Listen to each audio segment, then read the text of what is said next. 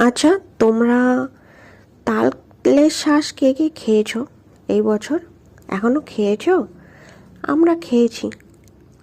মানে বাবা পেড়ে নিয়ে এসে আমাদের নিজেদেরই গাছ থেকে। তো দেখে মনে হচ্ছে যে পেকে গেছে। তলাটা দেখে, বিশেষ করে যারা তাল দেখে তারা তো তালের তলাটুকুই দেখে যে কতটা কালো হয়েছে, কেমন হয়েছে, ওটা দেখেই বোঝে। কিন্তু আমাদের আদেও ভেতরে তেমন শ্বাস হয়নি, কিন্তু তলা কালো হয়ে গেছে দেখে বাবা ভেবেছে মনে হয় অনেকটা পেকে গেছে। কিন্তু এনে দেখে আর সবে সবে শ্বাস হচ্ছে। তাল এমন একটা ফল যেটা আমরা কোনো কিছুই ফেলি না, তাই না? কখনো ভেবে দেখেছো তোমরা যে তাল আমরা কোনো মানে কিছুই ফেলি না? তালের যে কচি অবস্থায় যেটা থাকে সেটাও আমরা খাই। পেকে গেলে সেই শাঁস থেকে আমরা কত কিছু বানাই।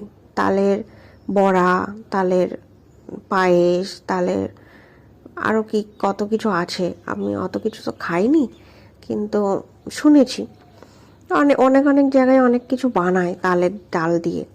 তারপরে সেই তালের শাঁসটা নেওয়ার পরে আবার যে আটিটা ফেলে দিই, সেই আটিটাও লক্ষ্মী পুজোতে বিশেষ করে তালের আটি দিতে হয় শুনেছি।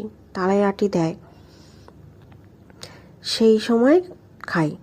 তো আমি তো এটাই ভাবি যে এটা মানে কী ধরনের ফল যেটা তৈরি হয়েছে, যেটা আমরা কোনো কিছুই ফেলি না। মানে তাল হওয়ার থেকে শুরু করে আটি ফেলে দেওয়া পর্যন্ত আমরা সব কিছুই খাই। তারপরে এর তো আবার বিশেষ গুণও আছে, মানে তালের আরও অনেক কিছু ভালো আছে, যেটা ওতে ভিটামিন এ আছে, বি আছে, সি আছে, জিঙ্ক আছে, পটাশিয়াম আছে, আয়রন আছে, ক্যালসিয়াম আছে। এগুলো আমাদের শরীরের জন্য ভীষণ ভালো, ভীষণ ভালো। হ্যাঁ হ্যাঁ, একটা কথা মনে পড়েছে, তাল দিয়ে আবার তালের গুড় হয়, তালের পাটারি হয়, তালের মিছরি হয়। তালের মিছরি তো আমরা ছোটোবেলার থেকে খেয়ে আসি। আমার তো মানে অ্যাকচুয়ালি এখন তো খাওয়া হয় না, আগে যখন কাশি হতো, তারপরে কাশি হলেই দোকান থেকে তাল মিছরি কিনে এনে খেয়ে নিতাম। তো ওটা ভীষণ ভালো, ভীষণ ভালো শরীর কাশির জন্যে। পারলে আপনারা এখন যারা জানেন না